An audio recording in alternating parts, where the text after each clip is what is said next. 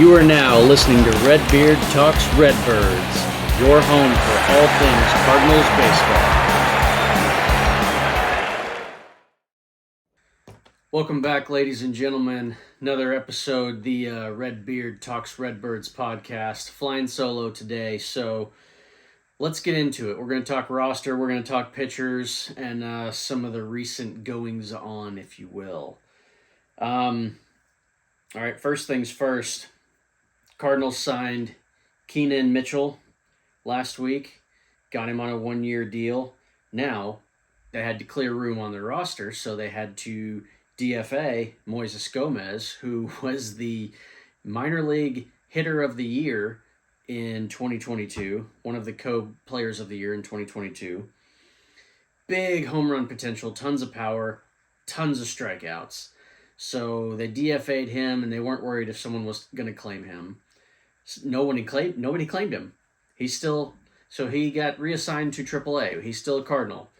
So he's still hanging out down there. And again, tons of power, but the man strikes out a lot. So he's going to have to clean that up if he's going to try to take up a major league roster spot, especially with his very suspect defensive abilities.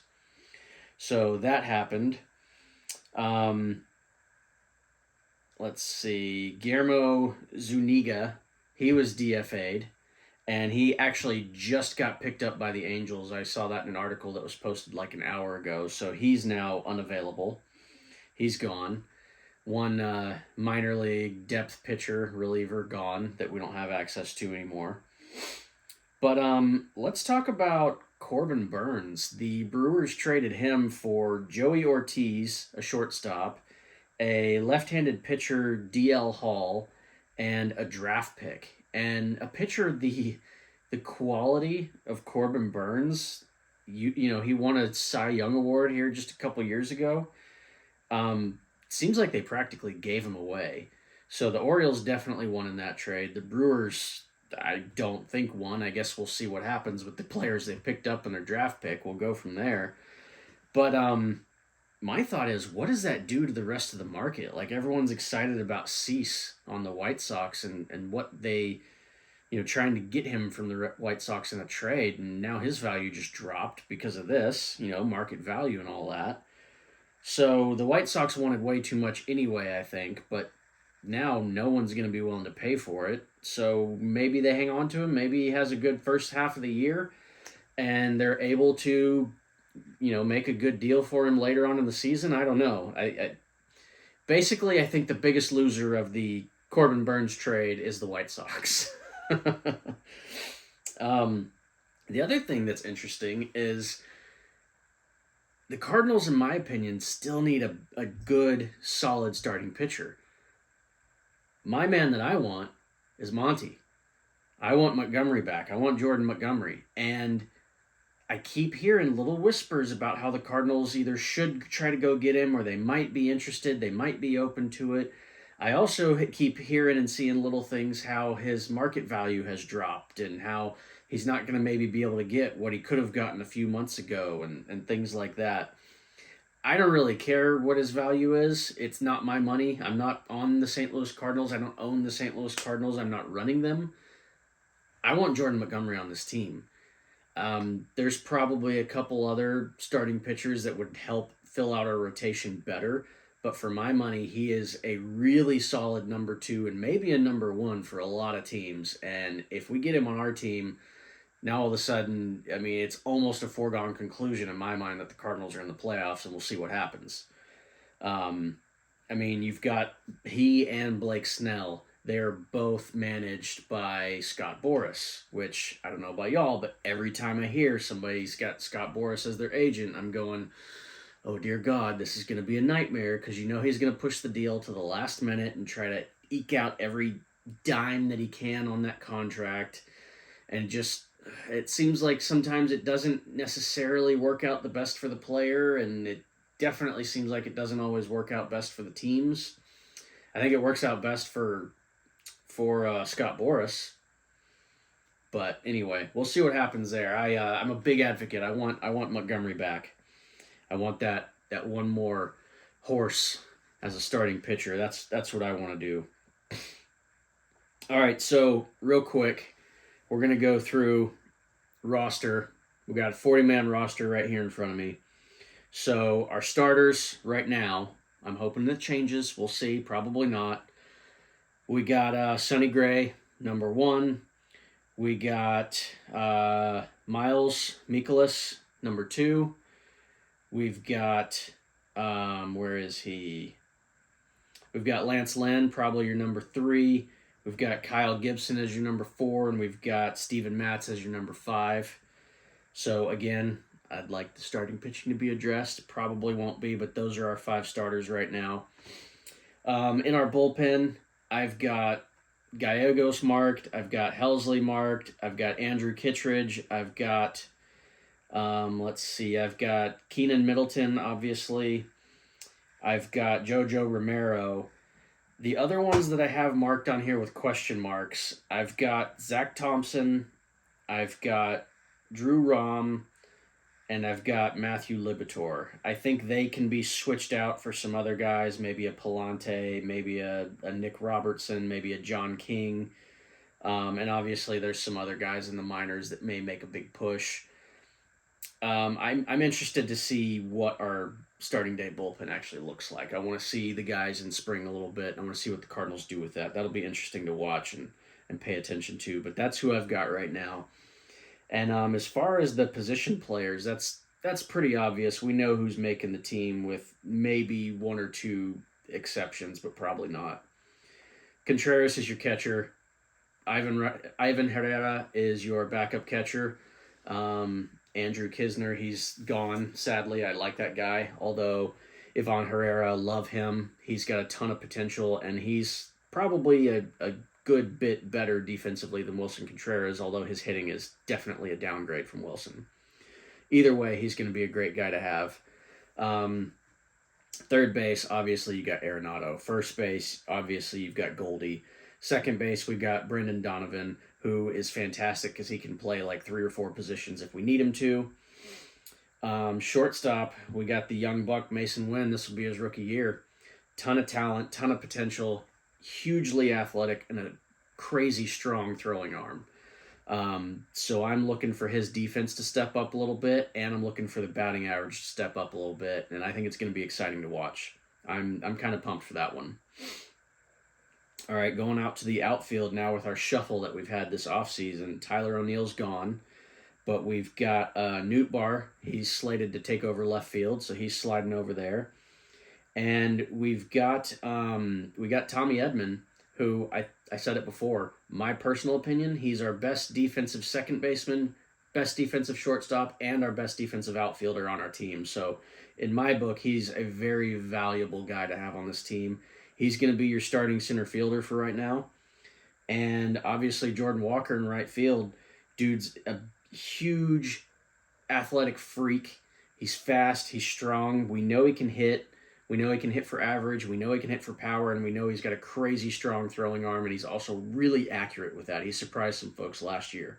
So I'm hoping that he takes some steps forward. Even if he has the exact same production that he had last year, that's still a pretty good year. But if he takes a step up, which end of the year last year, he took strides. He made changes. He figured out what people were doing to him, how they were pitching him, and what he needed to do, what changes he needed to make to continue to be productive and keep stepping it up. And that right there is the hardest thing to do at the major league level. Any sport, in my opinion, but Major League Baseball, making changes to how you step up to the plate, take your swing, approach pitchers, all that stuff, that is so freaking hard. So I'm really excited about him. I want to see how he does with that year 2. All right, our bench guys. Obviously, I talked about Ivan Herrera. He's going to be there as our number 2 catcher. We've got Nolan Gorman. He is a DH / backup second baseman, maybe backup third base as well. He came up as a third baseman. He actually only went to second base because we've also got, another Nolan Arenado playing third, and so third base was full. Let's see what else. We've got Dylan Carlson. He's our 4th outfielder. That guy, man, he's got a lot of talent. He's got a lot of potential, but last year was rough. It did not go as planned. So we'll see what happens. I would love to see him take some strides, maybe get a little bit more playing time and show us the type of offensive and defensive capabilities that he truly has, because I know he has it. We just need to see some of it.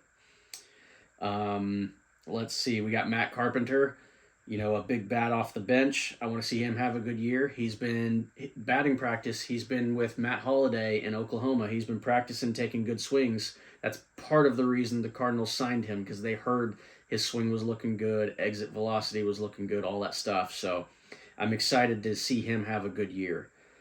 Beyond that, you got Alec Burleson. There's really not anybody else that has a chance to make this opening day roster. I mean, maybe Lukenbaker if he just goes on a tear this spring, and maybe Burleson doesn't.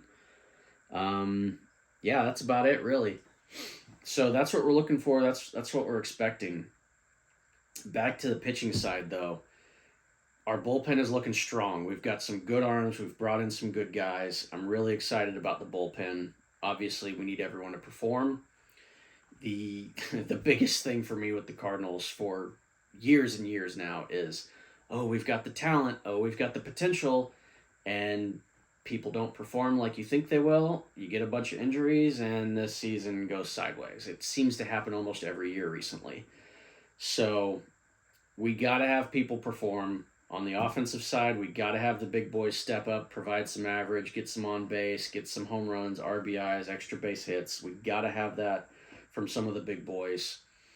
From the pitching side, the bullpen's got to step up and be better than they were last year. And our starters, I think we're in a good spot to be competitive in our division. I think we probably could win the division the way we've got it set up.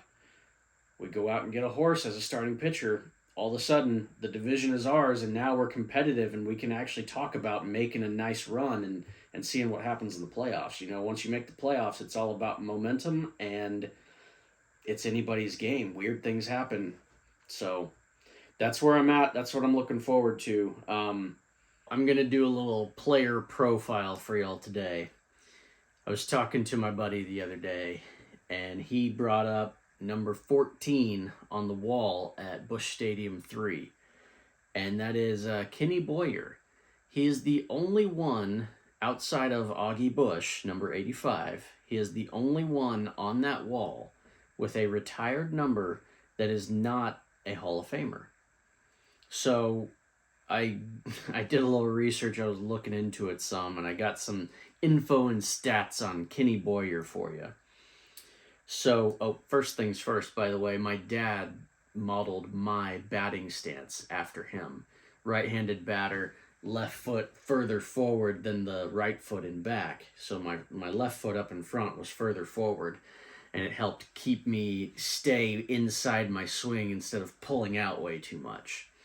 So that's one fun thing for me, is that's who my dad modeled my batting stance after. I was struggling in Little League, not doing well, pulling my head and everything else way out before hitting the ball. And my dad in the middle of the season was like, all right, look, let's try this.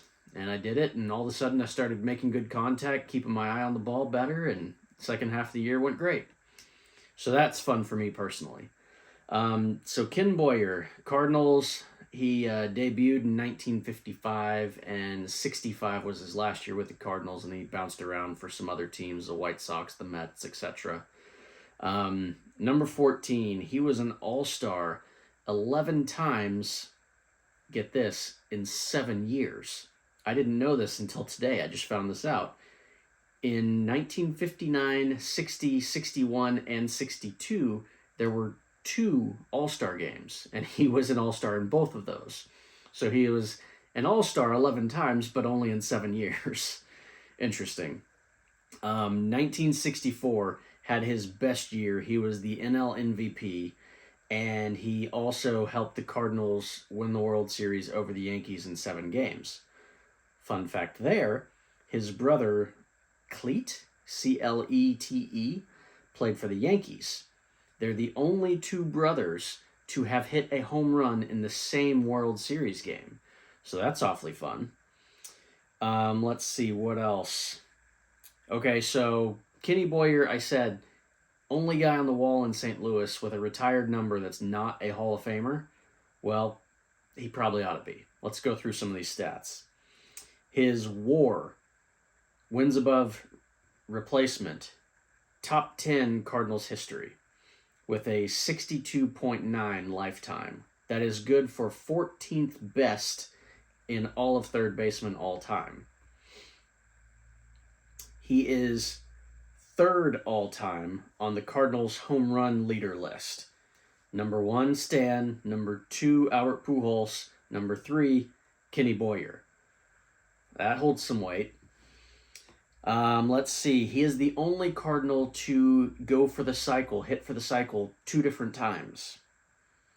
He's the last Cardinal to ever hold the official title of captain. They did away with that title, I think it was in 64, 65, one of those years. Kenny Boyer retired in 1969, and he died in 1982. But some of these stats, guys, it's a shame he did not make the Baseball Hall of Fame because, the numbers speak for themselves. Lifetime batting average, 297. He was obviously the man. Not Stan the man, but Kenny Boyer was a hell of a player, and he should be in. Okay, moving on from there, a personal memory of mine. I'm going to go with 2005. My sister and I took my dad up to St. Louis specifically that year because that was the last season for Busch Stadium II. And Busch Stadium III was already being built. So we got to go to St. Louis. Actually, I think we may have seen a game in Chicago prior to that. I'm not sure. I may be confusing seasons and trips. But either way, we went to go see some games in St. Louis. And we're walking around Busch Stadium II. And Busch Stadium III is being built around Busch Stadium II. So it's 2/3 built on the outside, and we got to look down into the infield of Busch Stadium III while it was under construction. And that was really neat for us. I believe we may have even gone to the Cardinal Hall of Fame that year and checked that out. I've not been back since, but it's overdue. I need to get back over there. It has now moved over to the new Cardinal Nation complex and all that stuff, and it's been added to quite a bit since then. And another reason why that memory is so special, so important for me, and I assume for my sister as well, is because that's actually the last time that she and I got to go see a Cardinal game in St. Louis with my dad. He ended up dying in 2006. But that was a really good trip for us. And just one of my favorite things, I've got a special hat commemorating the last year of Busch Stadium II. And then, I just remember walking around the outside of the stadium. Obviously, we went to go see baseball games. We saw those in Busch II. But then getting to look from Busch II down into Busch III while it was being built, that was really neat. It was really cool. And it was a great trip and a great memory for us. So spring training is starting soon. What are we? I think 17 days away. So let's go get them. Go Cardinals. Thanks for joining us, guys. Please remember, we're on all your favorite podcast platforms, including Apple Podcasts and Spotify. And we've also got the full video version up on YouTube. So join us, check it out. Hey, y'all. Thank you so much once again for joining us for this episode of Redbeard Talks Redbirds podcast. Make sure you go over there, hit like and subscribe for this channel. And don't forget to hit that notification button. Make sure you don't miss the next episode. Let's go Cardinals.